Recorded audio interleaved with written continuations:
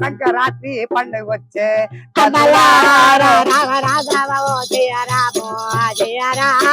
మన ఆడబిడ్డలు అక్కయ్యలు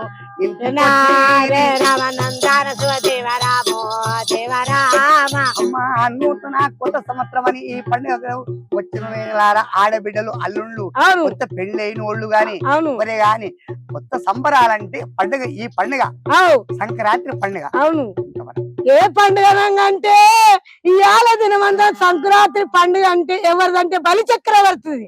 ఆ యొక్క విష్ణుమూర్తి ఆ రోజున ఏమన్నాడంటే పుడమి 3 అడుగుల జాగా అడిగిండు విష్ణుమూర్తి. పుడమి 3 అడుగుల జాగా అడిగితే బలి చక్రవర్తి దానము ధనము మస్తు వంచుతున్నాడు. ఈ యొక్క బ్రాహ్మణ వచ్చిండు విష్ణుమూర్తి. బ్రాహ్మణ వచ్చి నాయనా నీకేం కావాలంటే నాకు ఈ ధనం వద్దు ధాన్యం వద్దు నాకు పుడమి 3 అడుగుల జాగ కావాలంటే ఈ భూత్ బంగ్లా ఎంత ఉందో అంత జాగ ఉంది. పుడమి 3 అడుగులు అంటే 3 అడుగుల జాగ కావాలన్నా నీకు 5 ఏమో కొలుచుకో అన్నాడు.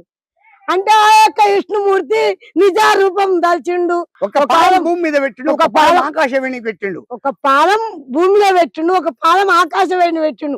ఇంకొక పాదం ఏడ పెట్టాలని అడిగిండు విష్ణుమూర్తి బలి చక్రవర్తిని. స్వామి నువ్వు విష్ణుమూర్తి అని తెలవక నేను మూర్చపోయినా నేను మూర్ఖునైనా నా తలపై నా వెట్టయ్యా స్వామి రామా దేవా రామ రామ రామా దేవా విష్ణుమూర్తి అని నేను కేసుకోపోతే నాయన నా తలపైన పెట్టానే వరకలా ఆ యొక్క విష్ణుమూర్తి చూసిండు. తలపైన శిరసు పెట్టి అతల ఇతర పాతాళ లోకంలో దొక్కే వరకల్లా అందుకుండు బలి చక్రవర్తి పాదము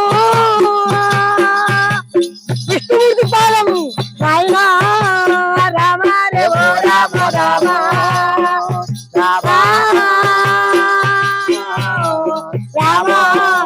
ఆ యొక్క విష్ణుమూర్తి పాదం పెట్టి అతల ఇతర పాతాళ లోకంలో దొక్కే వరకు ఆ యొక్క బలి చక్రవర్తి చూసిండు.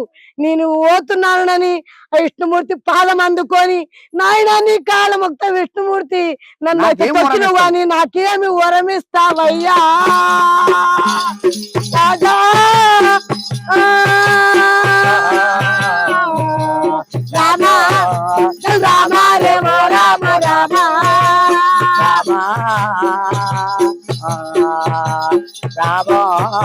బలి బలి చక్రవర్తి నీ వాక్యం ఒప్పుకున్నాని శంకరుడై పుట్టి సంవత్సరానికి ఒకసారి కైలోకంలో ఈ జనలోపలంలో సంక్రాంతి పండుగ నేను చేసుకొని వరం ఇచ్చిండు విష్ణుమూర్తి బలి చక్రవర్తికి.